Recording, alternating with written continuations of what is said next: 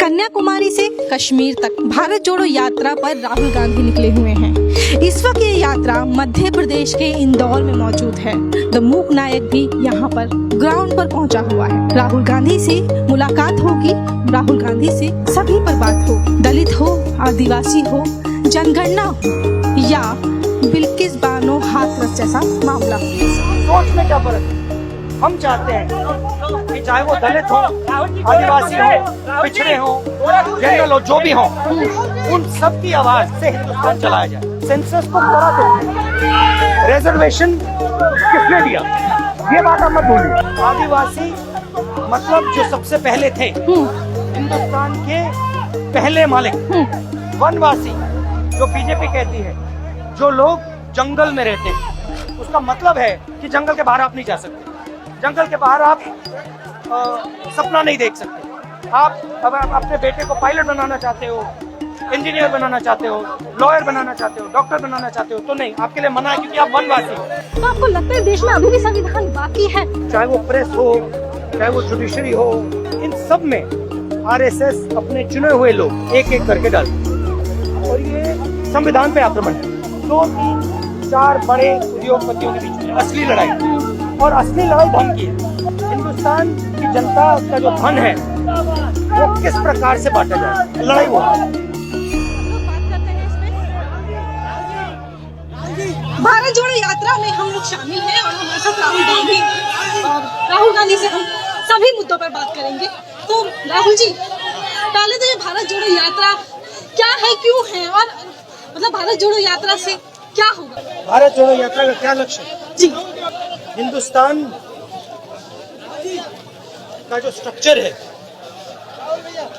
Institutional structure, उसमें उसकी नींव संविधान है। और संविधान में से बाकी संस्थाएं निकलती हैं, जुडिशरी निकलती है, ब्यूरोक्रेसी निकलती है, प्रेस निकलती है, सब संस्थाएं निकलती है, सब इंस्टीट्यूशन निकलते हैं। उन सबको आरएसएस और बीजेपी ने कैप्चर कर दी।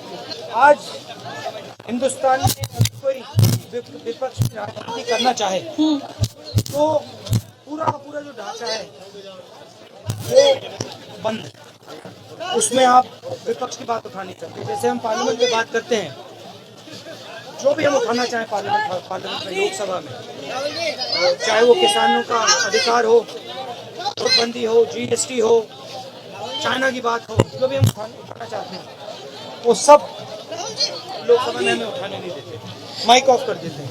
तो रास्ता हमें यही दिखा कि जनता के बीच में जाकर सीधा जनता से बात करें। तो आज संविधान दिवस भी है। नहीं, आपने पूछा सवाल तो मैं जी जी, जो डर फैलाया जा रहा है,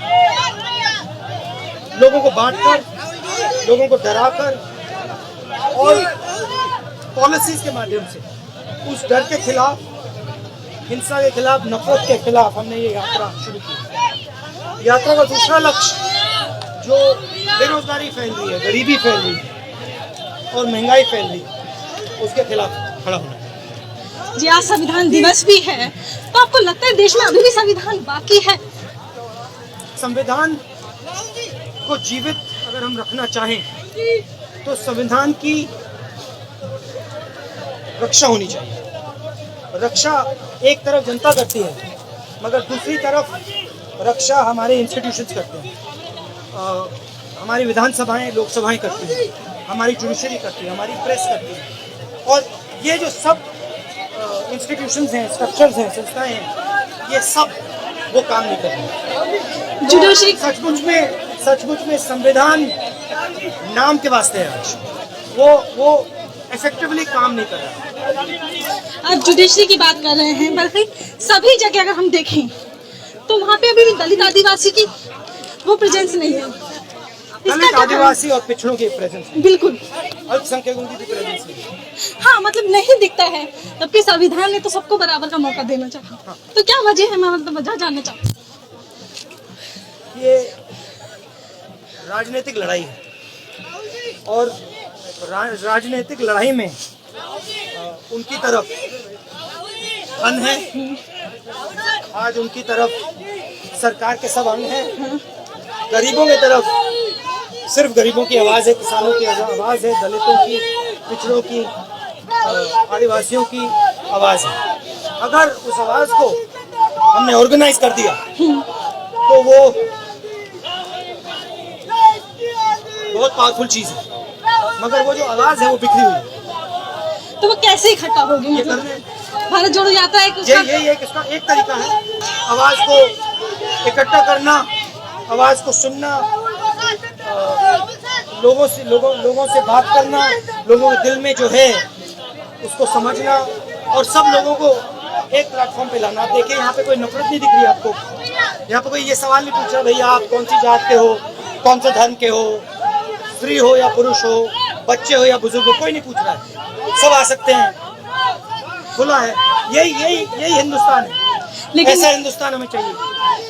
लेकिन इस समय तो अगर हम देश में देखें तो हिंदू और हिंदुत्व की एक लड़ाई चल रही है, उसमें अपने आप को दलित, आदिवासी, पिछड़ा, मुस्लिम कहाँ अपने आप को देखें? देखिए लड़ाई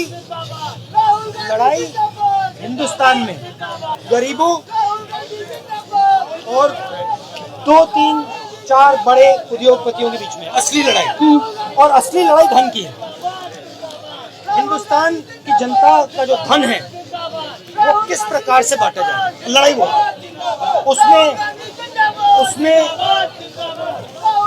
दलितों की जगह है, अल्पसंख्यकों की जगह है, गरीबों की, किसानों की, पिछड़ों की, सबकी जगह। अभी क्या हो रहा है कि वन साइडेड हो गया, तो पूरा फायदा चुने हुए लोगों को लड़ाई वो है। इसको आप पकड़ेंगे क्या थोड़ा सा? आ जाओ। Thank you so much.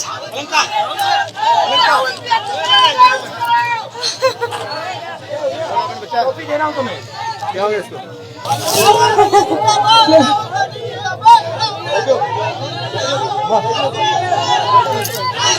Main लड़ाई धन को कैसे बांटा जाए उसकी है। लेकिन जुडिशरी में भी तो एक तरह के लोग हैं। अगर हम कॉलेजियम की बात करें तो कॉलेजियम में हम जानते हैं कि एक तरह के लोग हैं, एक ही तरह के लोग वहाँ पहुँच रहे हैं। तो कॉलेजियम पे आपका क्या कहना है? देखिए मैं जुडिशरी की सिर्फ बात नहीं करूँगा, हिंदुस्तान के सारे इंस्टीट्यूशंस, चाहे वो प्रेस हो, चाहे वो जुडिशरी हो, इन सब में आरएसएस अपने चुने हुए लोग एक एक करके डाल रहे। तो ये सिर्फ जुडिशरी में नहीं हो रहा, ये सब जगह हो रहा है। हाँ बिल्कुल सब जगह हो रहा है, क्योंकि जाति देखकर लोग भर्ती कर रहे हैं। और ये संविधान पे आक्रमण है, क्योंकि ये जो इंस्टीट्यूशंस हैं, ये जो फ्रेमवर्क है, ये संविधान ने बनाए।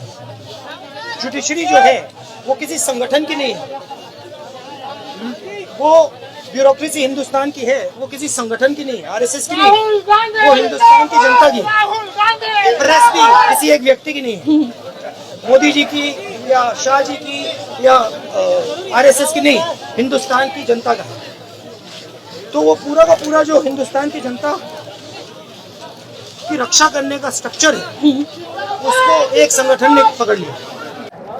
और ये जो आप देख रहे हैं, ये एक देश में एक नई विचारधारा पैदा हो रही है। ये जो यात्रा है, ये विचारधारा है, आरएसएस की दूसरी विचारधारा है। आरएसएस और बीजेपी के खिलाफ राजनीतिक लड़ाई कौन लड़ रहा है और कौन सी पार्टियां लड़ रही हैं, वो आप देख लीजिए बस। लेकिन हाल ही में आरएसएस में भी आपकी तारीफ हुई है, भारत जोड़ो की तारीफ हुई है। वो तो करनी पड़ेगी, वो तो करनी पड़ेगी, क्योंकि अगर तारीफ नहीं की तो जनता देखेगी, सवाल पूछेगी। अगर आरएसएस और बीजेपी जानती है कि हमारी पार्टी कांग्रेस पार्टी उनके खिलाफ लड़ती है, ये हमारा डीएनए है, और ये हमारा डीएनए आज नहीं आया, ये हमारा डीएनए आजादी की लड़ाई के टाइम से है। हाल ही में आपने आदिवासियों को देश का मालिक बताया था। हाँ। तो आदिवासी देश का ओरिजिनल मालिक, लेकिन छत्तीसगढ़ में अगर हम देख रहे हैं जो आदिवासियों की लड़ाई है और लड़ रहे हैं वो, उस पर आपका क्या कहना है? क्योंकि वहाँ पर उस तरह का सपोर्ट भी नहीं है।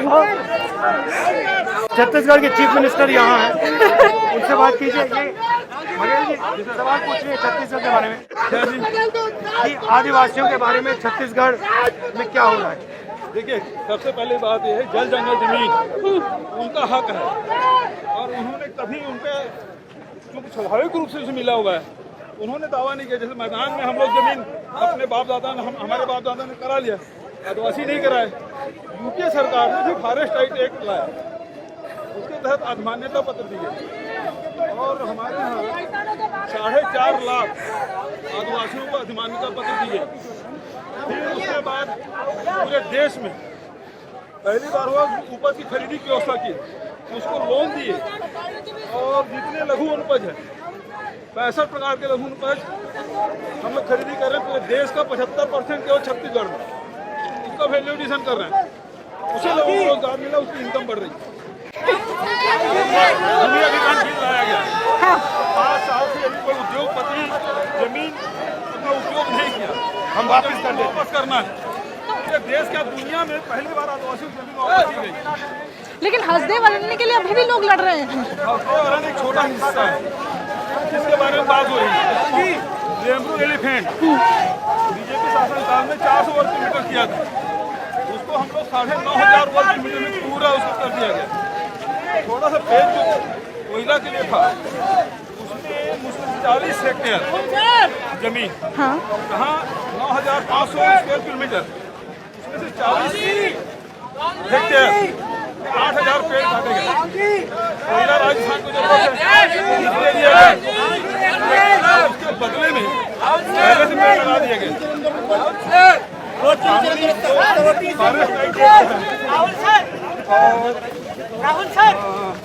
पर्यावरण अधिनियम है पूरा पालन, भारत सरकार के नियम है, वन अधिनियम और पर्यावरण अधिनियम सबका पालन हो रहा है। रिकॉर्ड क्या है? रिकॉर्ड है कि कांग्रेस पार्टी और अंबेडकर जी ने संविधान दिया, राइट, नींव फाउंडेशन। उसके बाद अगर आप यूपीए का समय देखें, उसमें मनरेगा दी, जमीन का अधिकार दिया, पैसा कानून दिया, ट्राइबल बिल दिया। तो हमारा रिकॉर्ड तो बिल्कुल क्लियर है और ये बहुत बड़े काम, ये छोटे काम नहीं। और इन काम करने के लिए बहुत बड़ी राजनीतिक लड़ाई लड़नी पड़ी। ये छोटे काम नहीं है। हमारी जो अप्रोच है, अगर आप मेरा भाषण सुने कुछ दिन पहले वाला, उसमें हमने कहा है आदिवासी मतलब जो सबसे पहले थे, मतलब हिंदुस्तान के पहले मालिक। वनवासी जो बीजेपी कहती है, जो लोग जंगल में रहते हैं।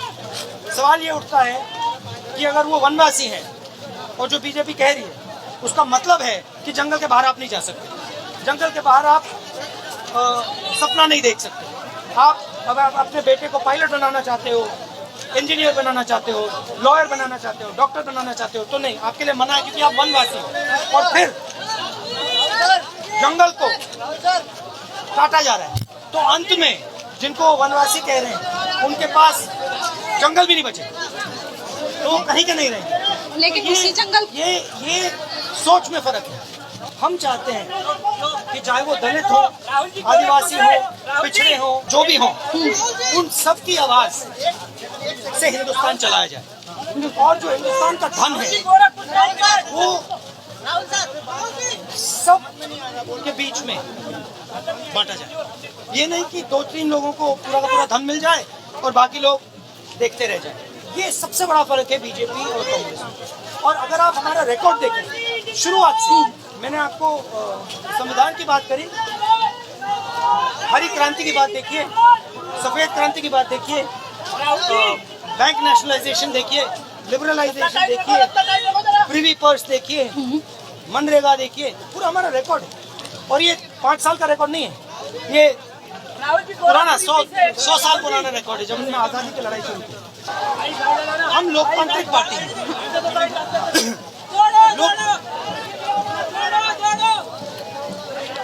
बीजेपी जो जात का ढांचा है उसको उसकी रक्षा करती है।